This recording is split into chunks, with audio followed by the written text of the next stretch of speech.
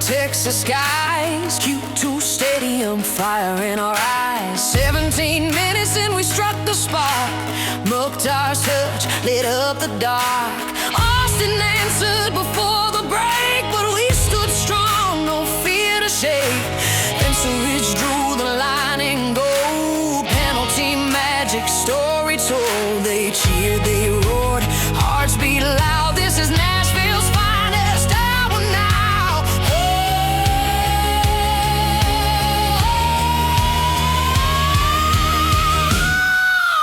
Raise that trophy high, boys in gold.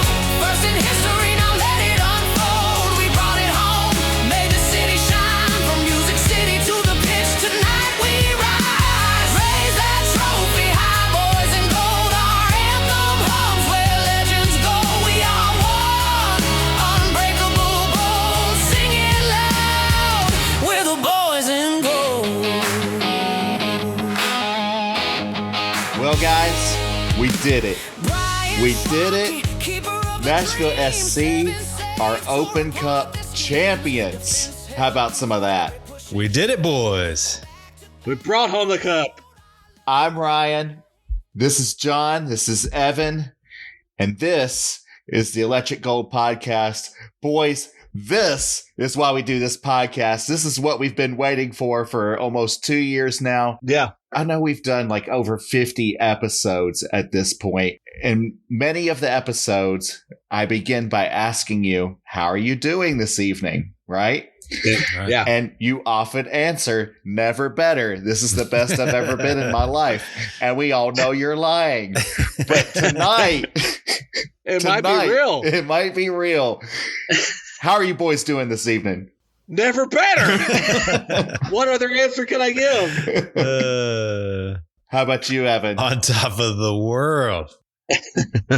Top of the world. Last night, we witnessed Nashville SC go down to Austin and bring home the U.S. Open Cup. So this is a very special episode of Electric Gold.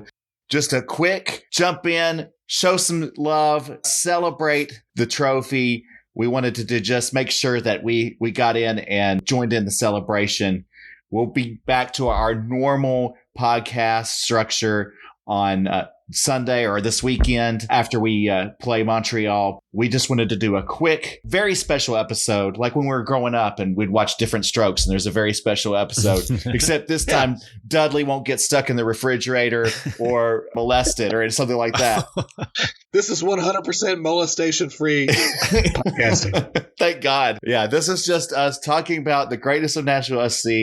What a wonderful game. All we're going to do is just all hell yeah the shit out of this. Yeah. First of all, we got a big old gigantic cup, a big golden cup for all of our efforts. And I'd love to know, what beer would you like to drink out of the U.S. Open Cup? John, we will start with you. Yeah, man. I would fill it with what I'm drinking right now. And anybody listening, I apologize already for my voice.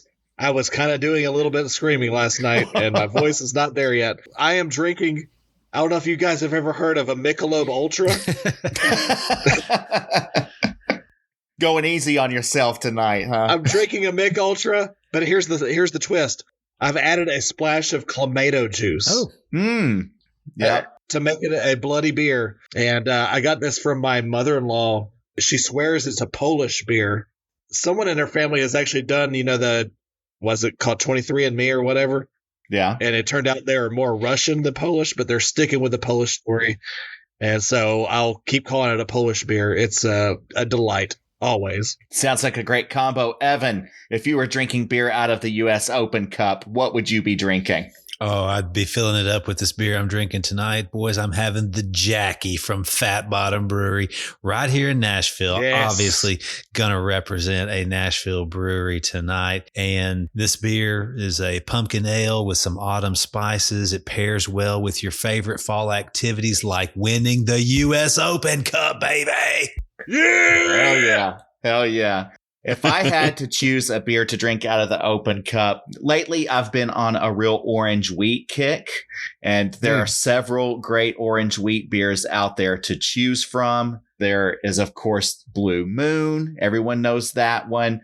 We talked about Bell's Brewery up in Michigan last week. They have a great one called Oberon. But I'm sticking local. Tailgate Brewery's Orange Wheat is just incredible, and it's a lovely beer. That's what I'd be drinking out of the U.S. Open Cup tonight. Yeah, boy. Love it. Guys, you both watched the game, I'm sure. Well, I know you did, John. We're sitting right next to each other. Evan, you watched it from home as well, right? That's right. Okay. I'd love to get your initial thoughts on this victory game that we had versus Austin. This was not a game that was just an easy win by any means. This was a tense affair. It was a somewhat controversial affair. I would reckon that Austin fans are none too happy this morning about the outcome of this game, and not just because they lost, but the fashion in which they lost. We can talk about that. But it was a tense game. We were on pins and needles throughout. I'd love to hear your initial thoughts. Evan, what was your takeaway from this game? What was like the first top of mind thing that you had after watching this game and this victory? Yeah, I do want to dig into some of the nuts and bolts like you just talked about, but my just initial takeaway, my overwhelming feeling is just gratitude. Gratitude that we have our own MLS soccer club, that they have worked so hard, not just this season, but their entire history. I saw John Ingram standing on that stage and just thinking, wow, I mean, that guy made this happen for us. So, we don't talk about him too much. Yeah. And if we do, we usually are kind of teasing about him, shelling out more money for players or something. But just gratitude, man, just gratitude that we have this. I've been watching, like I've said before, been watching MLS since game one and following it, and used to travel all the way to Columbus to see games in person. And now we've got this team, this winning team, this championship trophy lifting team. And I'm just so grateful. Yeah. Love that. When you think about just the journey of this club from an amateur organization to an MLS level team and now a championship level team, it's a pretty amazing journey. John, what are your thoughts about all of this? Similar, man. It was overwhelming to really think about the journey that this team has been on. In particular, I'll just stick in the micro to begin with. Just the last year, this turnaround that this team has had, because last year was rough. Yes. It was awful. It was the first year we had a podcast, and the team was not good. The city was not feeling it. And just the fact that in such a short amount of time, we have changed to a team that people believe in, and with good reason, because that's a team of warriors out there. That game was really hard, and they stuck with it. They did every little thing they could. I mean, they scrapped. They fought to the last bit. They earned that trophy. It's such a turnaround from last year that I'm just overwhelmed, really. I can't thank BJ Callahan enough, because really the turnaround started with him. And even Mike Jacobs and whoever else was, involved in the decision to hire him, it was a big jump, because Gary Smith was a successful coach for us. We were a very successful MLS expansion team. 4 straight years in the playoffs to begin with? Not many teams do that. And for them to realize that to make the next step, we had to make a bold move. They made the right one. And man, we're all feeling it today. Agreed. I caught some clips of the after-game press conference with Callahan, and he was talking about how rewarding it was that this group of players from all over the world, all different corners of the earth, have been put together in this city. And in January, they all sat down together and said, our goal is to win championships of every kind. We want to put this team into a position to win championships.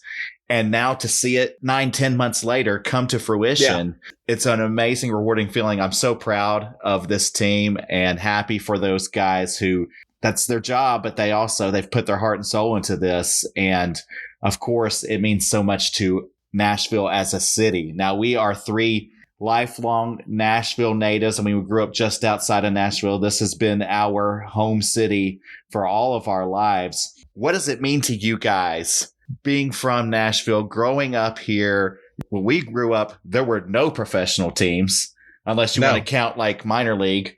We had the Knights, we had the Sounds, and then we started to get professional league teams. We got the Preds, we got the Titans. What does it mean to you guys being Nashville natives and seeing this moment? The first major professional sports trophy for this city. Man, you're getting at the core of what I'm all about here. Because the three of us, we have been soccer fans, players for nigh on 40 years now. And for most of our lives, that has been looked down upon. I don't know if y'all remember it, but man, the names I used to get called for being a soccer fan. The names I still get called for being a soccer fan. Yeah, exactly. So honestly, even as recently as probably 2015, 16, 17, the idea of us being a Major League Soccer town was ridiculous to me. I couldn't see it happening. Luckily, it did happen thanks to the vision of hundreds of fans that started this team as a fan-owned amateur club in 2013, Nashville FC, on through us becoming a professional team through initially the help of other businessmen, but eventually John Ingram. And John Ingram was the one that brought us to the Major League. It's incredible. Every time I go into Geodis and I see that stadium packed with so many people, it always makes me emotional. I cannot believe this is the city I grew up in. And I'm so proud to be a part in it. There's people that are way bigger part in it than I am. And I cannot imagine what they're going through today to see this team as a champion. Let's think about this tournament. This tournament is the U.S. Open Cup. This is a tournament that involves every single team in America. Mm-hmm. It's a tournament that technically, if you have 11 people and a field to play on, you can enter the U.S. Open Cup. And so there's a romantic element to this tournament. It's been going on since like 1913 or something like that. And for us to be in it and not only in it, but we won it. I actually would have picked this as our first trophy to win, ideally to me, because it's like if you're a soccer fan of the United States, the U.S. Open Cup is the one. It's the romantic element of it. Anybody can play in it. Anybody can win it, but we're the ones that did it. Man, it's awesome. Evan, your thoughts being a Nashville native and seeing this? Yeah, pretty much exactly what John said. And I'll just add that I am actually a little surprised at how strongly I do feel about it today. Any of our listeners who checked out the last episode know that I negged it a little bit in my hot chicken take.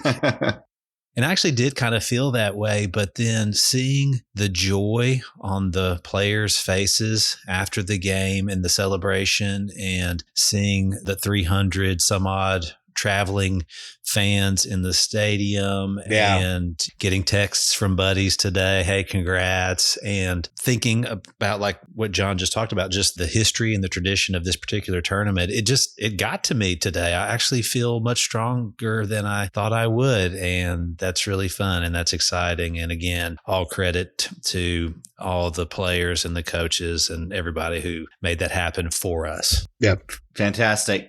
So guys, of course, we did zero preparation for this episode. We're just doing it because we're so happy. I'm going to throw some questions at you, and you may or may not be prepared. Okay. Who's the hero? Who's the hero of the U.S. Open Cup final, Evan, in your mind? Yeah, it's Brian Schwake. I mean, wow. 5-0 in this tournament. Getting called what I thought was a little bit of a tough penalty. I'm not sure he deserved that penalty, but then not to dwell on that. And you could see him saying, I got the ball. He was telling the ref that, right? But he did not dwell on that. Once he realized, hey, this is going to be a penalty, he got back on the line. He got ready. I'm sure he was doing his, whatever mental prep he does. I'm sure he was thinking about whatever research he had done on that PK take or whatever. And he made a great save, a save that made the difference in the game, right? Yeah. And a little bit of credit there to Callahan to ride with him in this final. I mean, what percentage of coaches do that right there? What would you just guess? Oh gosh. Maybe not that many, maybe a third, Right. maybe less than that. Right. I was going to say Yeah. not a majority for No, sure. I don't Yeah. I think you're right. And Callahan did it. And you heard him in the post game say, when the CBS sports commentators were trying to praise him and give him credit, he just kept turning it back on the players, right? And it's that trust that he has in his players, particularly Schwake in this moment. Schwake's my hero. And he's got a chant now. Me and Ryan last game tried to do Bryce says nigh. Like Joe says no. Yeah, it wasn't ever going to be a thing. But the team I saw posted, Schwake says blocky. Oh, I love it. I like that. How awesome is that? No, he was fantastic last night. You couldn't ask for a more Cinderella story than him. If you gave me the choice of like whether he's the starting keeper going forward, I wouldn't necessarily say yes. He's still a little bit short for a goalkeeper, and he still maybe isn't that great coming off his line. But my God, for a one-game performance, he made it happen. And he's made it happen this whole tournament. So this is a miracle run, and a large, large part of the reason that we are celebrating right now is Brian Schwake. Man, my hat's off to you, dude. That is awesome. And I have to give credit. I know the happiest person in Nashville about Brian Schwake last night, I guarantee it's Joe Willis. For sure. Joe Willis is very awesome about supporting his fellow keepers. Just a few years ago when I met him and talked to him, Joe was having a terrific season at this time and should have been in the MLS All-Star game. And the roster had just come out and he wasn't. And I was like, man, what's the All-Star game all about? I actually literally talked to him. And he was like, it comes and it goes. It's one of those things. And what he told me, he was excited about a guy named Ben Martino, who was a keeper, I think, with Huntsville at the time. And he was all excited about Ben Martino had made the All-Star game for the MLS Next. Oh, right. To be the guy that was like, it's not about me. I'm excited for my boy. And I guarantee he is over the moon with how Brian Schwake performed last night. So I love when keepers stick together. And, oh, man. Dude, Schwake, what a game. Let's give Brian Schwake a big all hell yeah. Yes, son. Absolutely.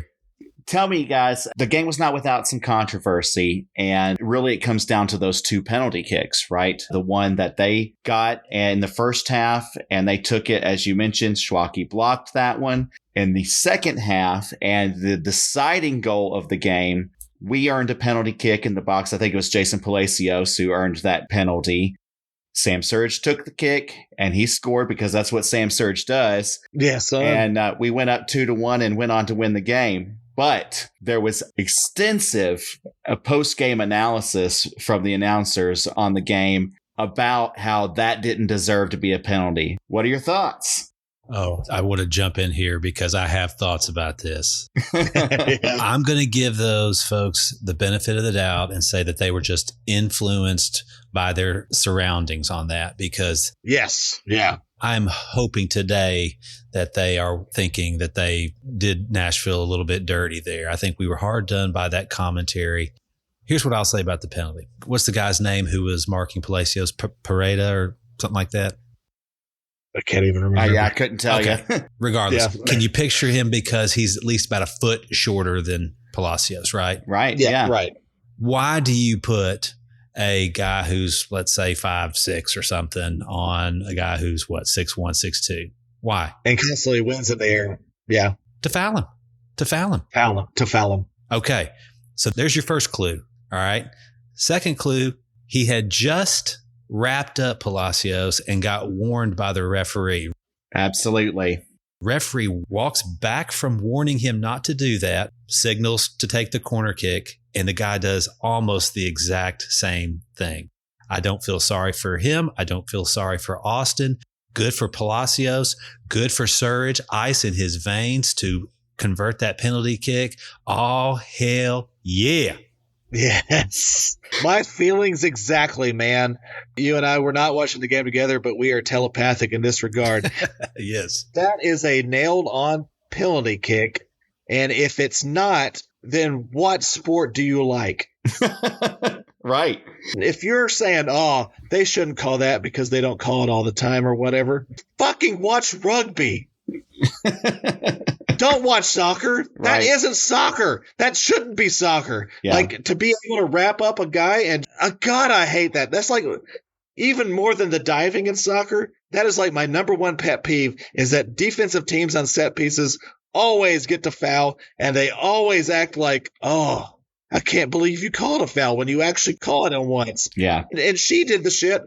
Torpenso, a number two pet peeve is when they warn people, before the corner kick comes in or whatever. Right. She warned them, hey, I'm watching you. That was a foul. The ball wasn't in place, so I can't call it, but I'm going to call it. I really hate that. I say let them take the kick and call the foul, because in the Houston game that just happened this weekend, Sam Surridge had exactly the same thing happen to him. A defender wrapped him up, and we took a kick, but that referee said no, it was happening before the kick was taken, and ended up just giving the warning or whatever. She gave the warning. He continued to do it. It's a foul. What are you mad about? Yeah, right. Jimmy Conrad, I am ashamed of you. You should be ashamed of yourself on CBS Network saying, oh, that's the worst call. What are you fucking talking about? That is ridiculous. He wrapped him up. He put his arms around him. That would be a hold in the NFL. Yeah. It should be a foul in soccer. Yeah. My God, I got so pissed off at that. I don't blame the defender, because if I was standing that close to Jason Palacios, I would want to hug him as well. I know. He's a lovely guy. Yeah, he's just beautiful. I want to give him a big hug. He's a great player. But in the course of the game, you're not supposed to hug your fellow player. That is against the rules. Yeah. All right, I'm glad we cleared that up. The win was fair and square. We deserved it. Nashville was the better team. I don't care what any of those stupid announcers say. Nashville earned that win. We earned that cup, and it's going to stay here in our trophy case, and hopefully we'll be bringing some friends for it very soon. Yes. John, you are our social media manager, guru, whatever. Yeah. And you've been saying there's quite a bit of buzz online among the Nashville SC fan community. I'd love to hear some of what those folks are saying. I just want to give a all hell yeah to the fans in general. Yeah. Especially those traveling fans. We saw the gold smoke like on TV here. Right. And not only that, but we heard you guys more than I heard the Austin guys at times. That is amazing. I know the players, it inspired the players. I say to all those traveling fans, y'all earned a part of that trophy, to be honest. Yeah. In particular, I'm going to shout out one guy, Luke, that I mentioned in the last podcast. Yeah. We talked about Luke's core four. We talked about Taxeth, Yazbek in midfield, and Jack Mayer and Palacios as center back. And he said, if that four plays, we win, basically, because that was the core four in our longest 15-game unbeaten streak earlier the year. Right. And we kind of agree with that. I saw several predictions that Brugman was going to come in for somebody, for Taxeth, and that Zimmerman might come in for either Palacios or Mayer. They might start, you mean? Exactly. Yes. And BJ stuck with that core four. Luke's core four won that cup. Absolutely. Yes. Well done, Luke. Luke's Good call, crystal Luke. ball might be the best crystal ball of all. We might just have to consult that crystal ball. Yeah, there you go. Luke messaged us last night. He said, thanks for the shout out on the pod. He was in Austin. Envious. Way to First go. of all, he said, we finally successfully nursed a 2-1 lead all the way to the whistle, which is what Evan mentioned last week as Play the key. all the 90. Yes. All 90. He said, I was super impressed with our poise and grit, as well as a fair dose of time-wasting shithousery to get us across the line. That's 100% right. Yeah. Luke, hats off to you. Hats off really to everybody that was there. I can't say it enough. That was not an easy trip to make. It was not a cheap trip to make. Or a cheap trick. Yeah, cheap trick to make either. No cheap trick. I really, really, really am wowed by the Nashville support, and I know that the players are too. Can I give a shout out to a guy that I'm friends with who said it better than I can say? Sure. This guy is a guy named Noah. He's in the assembly. I got to know him a few years ago in one of the team trivia things, and so I'm Facebook friends with him. And I saw him post. He was at the game. He said, "I will never forget last night till the day I die. To witness our boys in gold win their first trophy in club history and the first pro sports championship in Tennessee history was pure ecstasy. And to be there for it, cherry on top. I found NSC, the assembly, and the backline supporters during a very rough period in my life. I was looking for something to be part of, and I didn't even realize then that it would shape a lot of who I am. This team is special. This community is special. There's nothing like it, and now we're champions forever." That's beautiful. I don't even know if he listens. I have no idea. If somebody listens and knows him, I'd love for him to hear this. That sums it up entirely. This is for the fans. We cheer this team on. We live through them. We die through them when they stink. But man, it's a community, the Nashville SC community. And it doesn't matter if you discovered soccer 40 years ago like we did, or if you discovered soccer last night by watching, a local news broadcast. We're going to welcome you in. And this fan community is something else. That's who my biggest all hell yeah is to the Nashville SC faithful. We did it, y'all. Oh, hell So yeah. Oh, hell yeah. All right. Well, the job isn't finished yet, guys, because even though we got one trophy, there's still another one in our sights because we've got the rest of this regular season, 2 more games in this regular season. We are definitely in the MLS playoffs, and anything can happen once you get there. We start again from zero when the playoffs start, and who knows what could happen. This team has definitely got momentum now. They've got some wind beneath their sails, and we even won on the road, which has been hard to do for us lately. So that feels good. What do you guys think that this win, this victory in the Open Cup does for our chances and for how the team is going to perform going into the playoffs? Do you guys have any thoughts on that?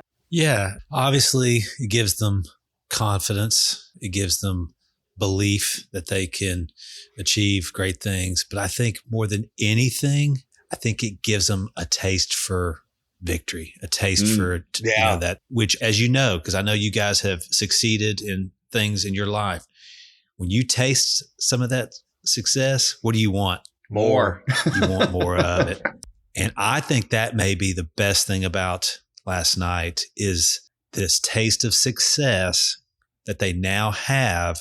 And barring any sort of just really bad injury to a key player or whatever, this is a team that can win MLS Cup. You're going to have to stay healthy. Might have to have a few lucky bounces of the ball here and there, but this team can win it. And I think they might have a taste for it now. It's a great point. When I saw clips of the team celebrating last night and the joy on their faces, I mean, you get addicted to that feeling. And once you get a taste of it, you want it again and again and again. You don't want to let go of that. So I love that thought. John, what are your thoughts on how this influences the team going and finishing the rest of this season and going into the playoffs?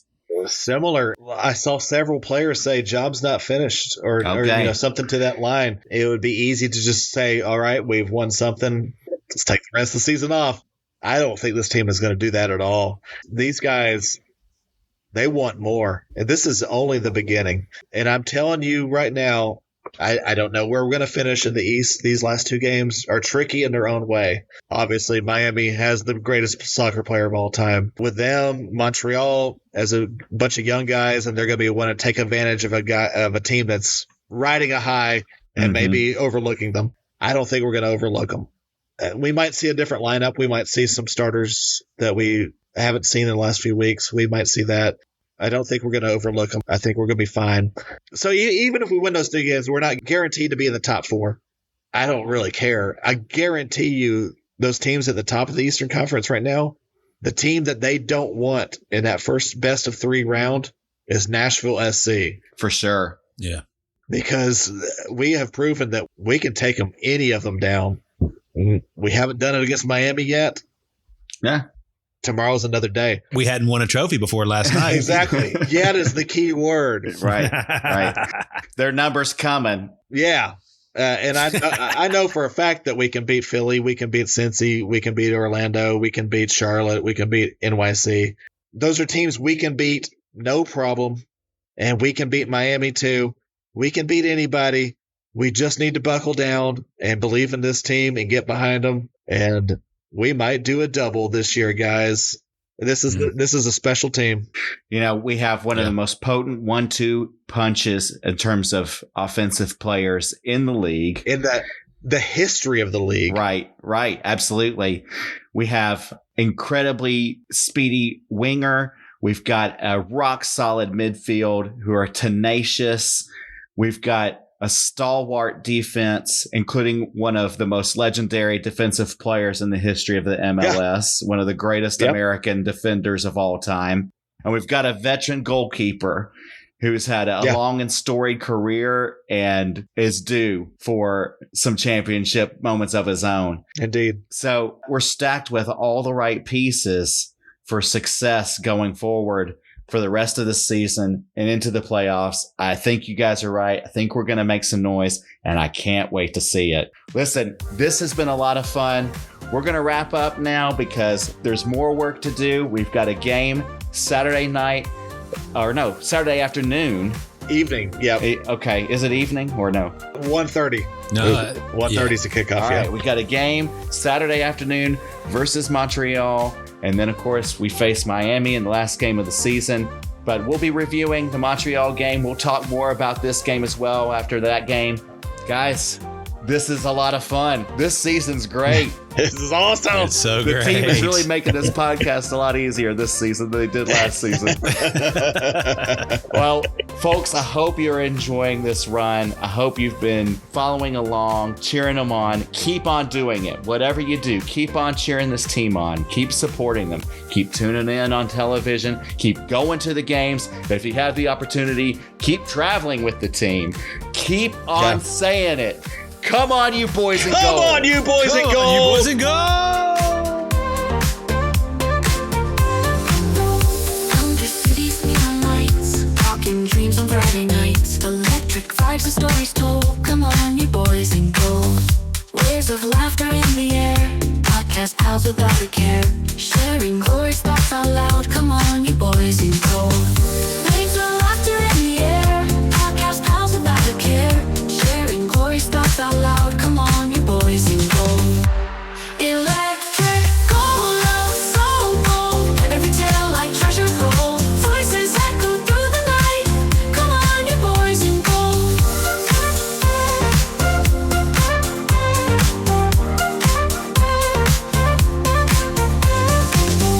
From the highs and through the lows, shining bright where passion grows. And their words were never old. Come on, you boys and gold.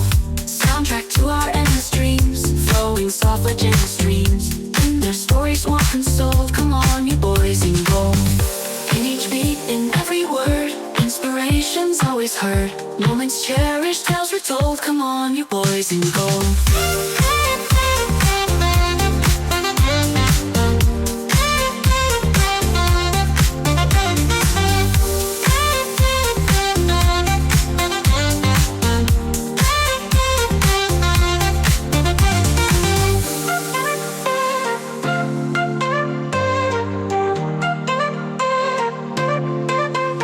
Electric gold, love so gold. Every tale like treasure gold.